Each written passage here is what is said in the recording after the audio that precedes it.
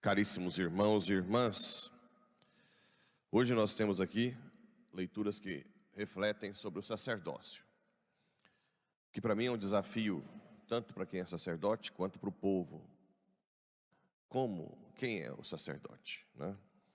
Aqui fala um pouco do sumo sacerdote, que antes no Antigo Testamento vinha de uma tribo, a tribo de Levi, simplesmente pela linhagem familiar. Jesus é da tribo de Judá. Então, São Paulo, hoje não sabe que talvez não é São Paulo, né? Mas o autor da carta aos Hebreus tenta justificar o sacerdócio de Cristo numa analogia de Melquisedeque, porque Melquisedeque ninguém sabe sua origem, chegou até Abraão e abençoou, e Abraão pagou o dízimo para Melquisedeque, ou seja, né, alguém que estava acima de Abraão. Então é alguém que é superior. Então o autor diz que o sacerdócio de Cristo é análogo ao de Melquisedeque. Bem, hoje a igreja, como vê o sacerdócio? Nós participamos de um único sacerdócio, que é o sacerdócio de Cristo. Existe um sacerdócio, o de Cristo, que é quem mais se doou. Quem participa plenamente são os bispos. Os bispos participam plenamente do sacerdócio de Cristo. E os padres, sempre como auxiliares dos bispos, não têm toda a plenitude do sacerdócio, né? Está sempre ligado a um bispo, que seriam sucessores dos apóstolos. Quem é que Deus escolhe? É sempre um mistério. É um chamado de Deus, imerecido, é um dom imerecido, está no catecismo da igreja. Ninguém é chamado porque merece. Na maioria das vezes, não existe nenhum tipo de destaque na sociedade. Pelo contrário, às vezes são os que a sociedade menos espera. É tirado do meio do povo para servir o povo. A Idade Média, até hoje, confunde o povo e confunde muitos padres e bispos. Porque por um tempo, esse poder do clero, junto com o Estado, deu muito poder, né? E até hoje tem lugares, na Europa principalmente, que se vê como um poder. O bispo poderoso que manda, o padre que manda no povo. Bem, infelizmente, hoje, existem resquícios disso. Mas aqui no interior de Goiás, ou em, sei lá, na Amazônia, sim, não da mesma forma da Idade Média, mas, por exemplo, existem padres centralizadores, que você não pode fazer nada que não passe por ele. Você não pode fazer um frango na cozinha sem ter falado com ele. Quem mandou você fazer frango? Existem padres assim. Que quer saber de engenharia? Eu quero que seja feito assim. E isso não é o projeto de Deus para padre. O padre, ele é tirado do povo para servir o povo. E o povo é corpo de Cristo, assim como o padre é corpo de Cristo. Quando eu recebo o sacerdócio ministerial, eu não perco o sacerdócio comum do batismo. Ou seja, o padre é uma referência de unidade na paróquia, mas ele não é a autoridade plena em tudo. Cada membro, cada batizado tem o seu espaço na paróquia. E se deve ouvir quem entende mais do assunto, e não o padre por ser padre. Uma frase que muita gente fala que já ouviu, né? Quem é o padre aqui? Quem é o padre aqui? Eu sou o padre. Grande coisa. Tudo bem. Você é o padre para celebrar os sacramentos, para nos servir, mas você não é engenheiro, você não é o que entende mais. Outro dia eu estava analisando, que eu acho que até Deus emburrece a gente nos outros assuntos, né? Porque no assunto por exemplo, administrativo, ou de arrumar. Toda vez que eu chamo o Evilás ganha de mim na ideia. Eu falo, ou eu estou emburrecendo. Até teve um dia que o pessoal dos climatizadores estava aqui, a gente estava tentando ver uma forma de colocar os climatizadores ali. E eu falei, faz isso, a rebiboca da parafuseta. Aí o Evilás chegou, não, mas é mais fácil fazer assim, assim, né? E depois passou um tempo, o cara do climatizador falou assim, se não fosse esse cara, você estava enrolado, né? Assim. E realmente, acho que Deus emburrece a gente, porque Ele não quer que tudo seja centralizado, Ele quer que vocês participem, né? Que vocês participem da paróquia como membros, como donos. O que eu sei de cozinha para encher o saco de cozinheira? Para ficar toda hora vendo... Não. Você passa as informações para quem entende e elas decidem o que é melhor. Tudo bem? O máximo que ela vai perguntar, como é que está a parte financeira? Vai pôr filé ou o nosso amado frango, que salva sempre, né? Na hora da... Vamos ver, o arroz com frango é a nosso cartão postal da... Mas quando é bem feito, né, dona Lorecina? Fica gostoso, não fica? Eu gosto de arroz com frango, viu?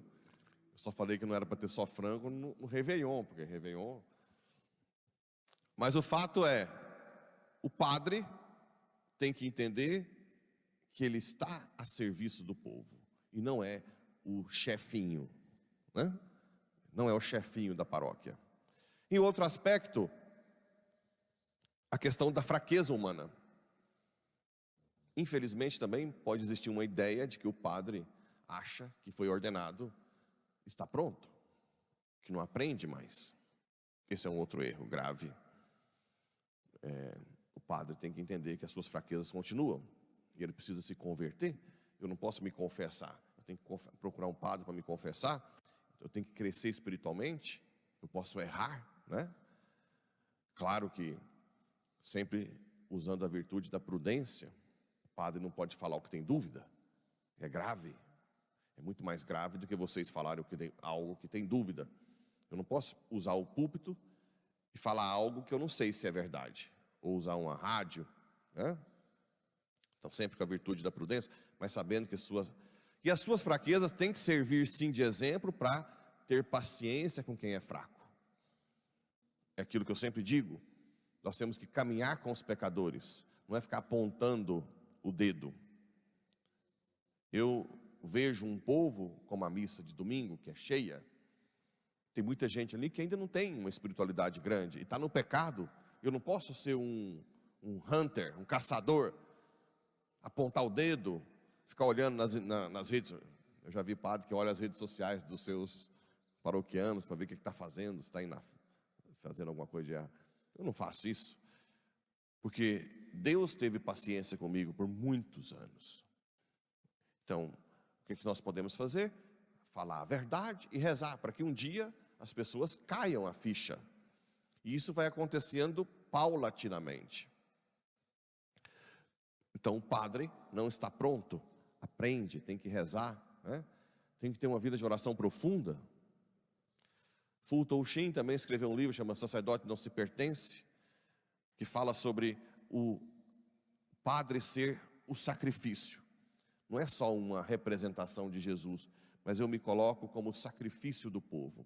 Então tudo que eu sofro de perseguições, de doença, de dor, é pelo meu povo, pelos meus paroquianos. Eu tenho que saber oferecer-me como vítima.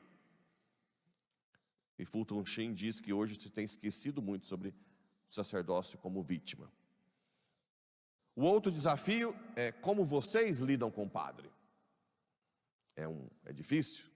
Eu, particularmente, nunca tive boa sorte assim, de lidar muito bem com o padre.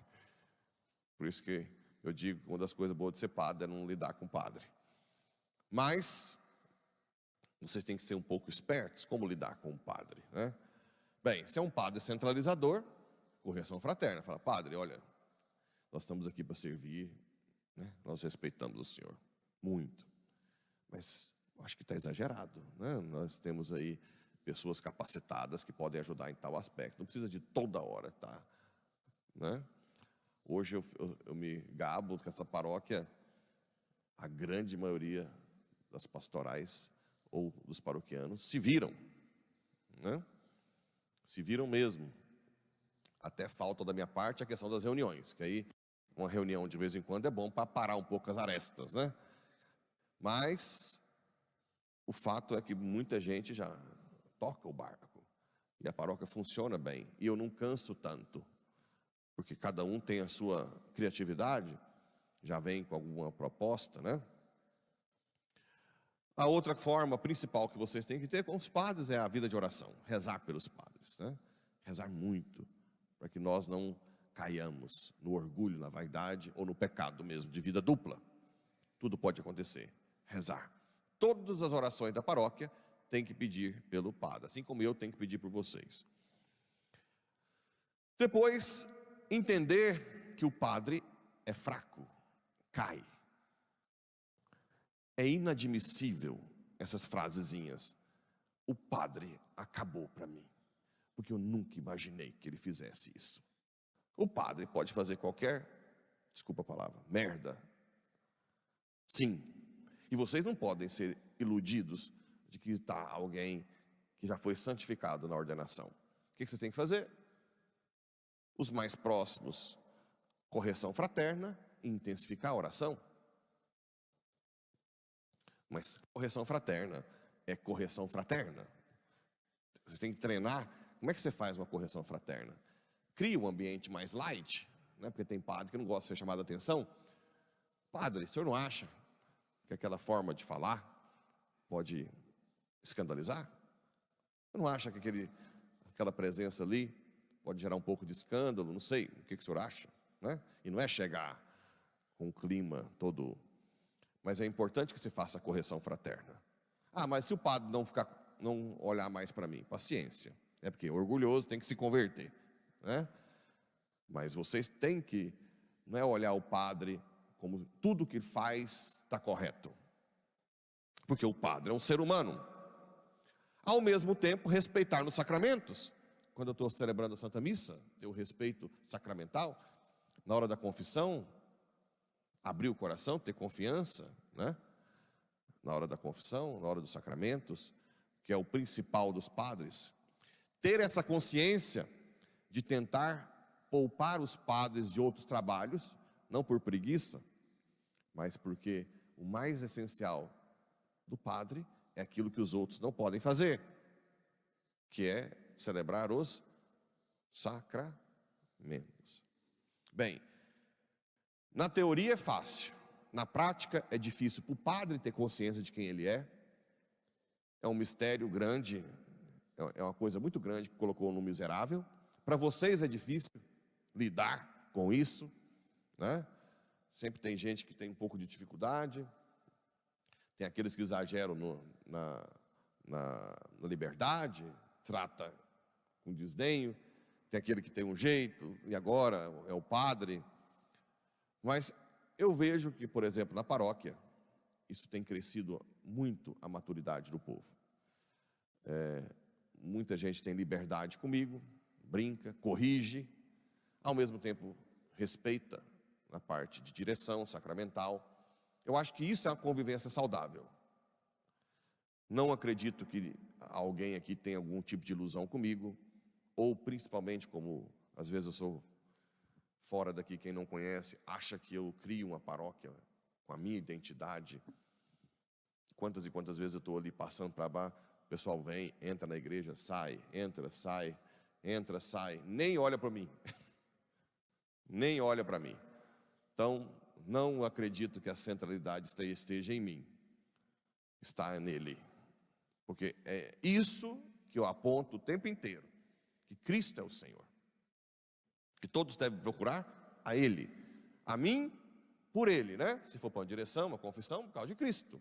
A confissão, todo sacramento é contato direto com Cristo. Mas é importante meditar sobre o sacerdócio. Sempre. Tanto eu como vocês. Para que seja uma paróquia saudável, sem doença. Doença de um lado ou doença do outro. Nós somos uma família. Um ajuda o outro. Cada um tem o seu papel. Não existe esse poder enorme, né? E se alguém chegar aqui um dia achando que é o chefinho de tudo, botar no lugar. Não, peraí. Não é bem assim, né? Aqui nós somos uma família. Nós já sabemos que todos nós somos fracos. Nós rezamos uns pelos outros. Estamos todos a caminho do céu, né?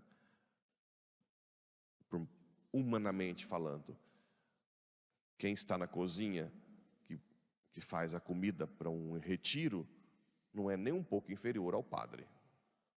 Nada, humanamente falando, né? Claro que os sacramentos são de Deus, mas como pessoa a importância é a mesma.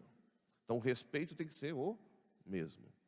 Quem está nos bastidores, se não tem eles, não tem retiro, não tem encontro. Quem organiza, quem prepara a ornamentação, todo mundo tem o seu valor.